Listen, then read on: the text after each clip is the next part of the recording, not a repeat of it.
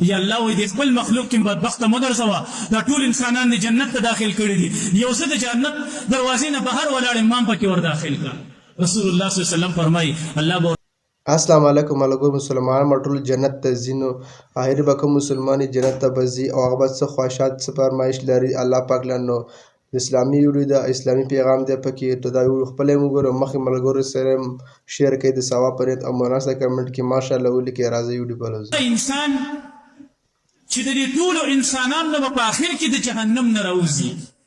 د ټولو جهنميانو نه کوم چې مؤمنان مسلمانان په اخر کې به د جهنم نه راوځي او په ټولو انسانانو کې په اخر کې جنت ته ورننوځي د دې انسان ذکر حدیث کې شوی رسول الله صلی الله علیه وسلم فرمایي الله به د جهنم نه راوبس لیکن مخ به د جهنم طرف ته الله رب العزت ته وایي یا الله د دې جهنم لمبو د دې شغلو زما د مخ وسوځو زما د بدن خراب کو لږ به د دې جهنم نه د مخ له بل طرف ته واړو الله رب العزت ورته وایي بندا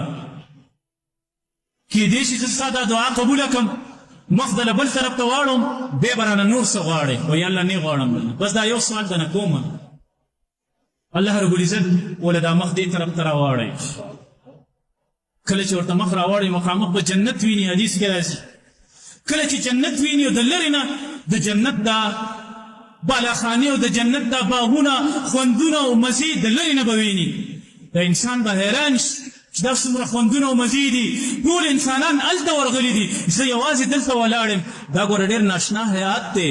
ډېر ناشنا حالت دی موږ تاسې په منبر باندې بیانوو غوږه مو ورته ایښودی دونه اثر یې نه وي خو یو انسان دی دا فرض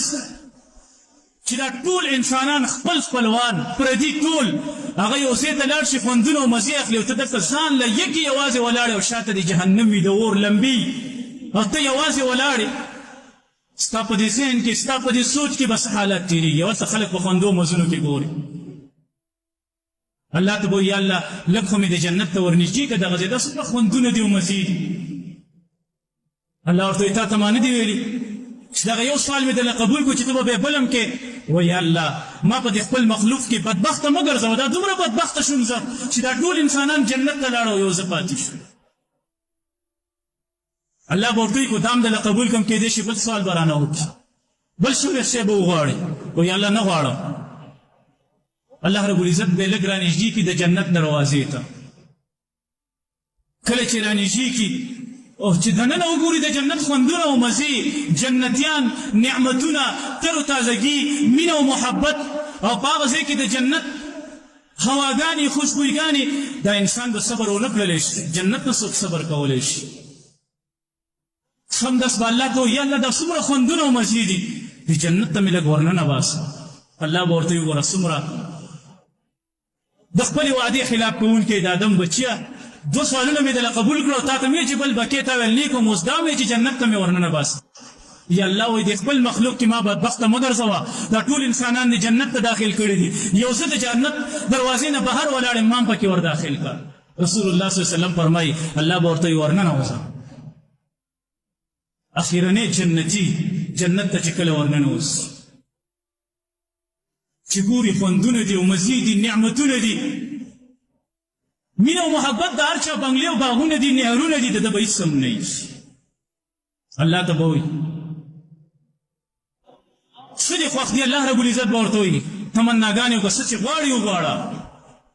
دومره تمناګانې دومره ارزوګانې به د الله نه وکړي د هر څه به ول الله وله ورکړي وایي نور هم وکړه یا الله بس زما ارزوګانې ختمې شوې ما له نور څه نه لري زه څه ویم الله رب العزت به ورته وایي دا یاد کړه دا شی وغواړه دا وغواړه الله به ورته وایي رحیم ذات غفور ذات چې اوسه پورې جهنم ته اچولی و د الله رب العزت معصیتونه او خلاف یې کړی په دنیا کې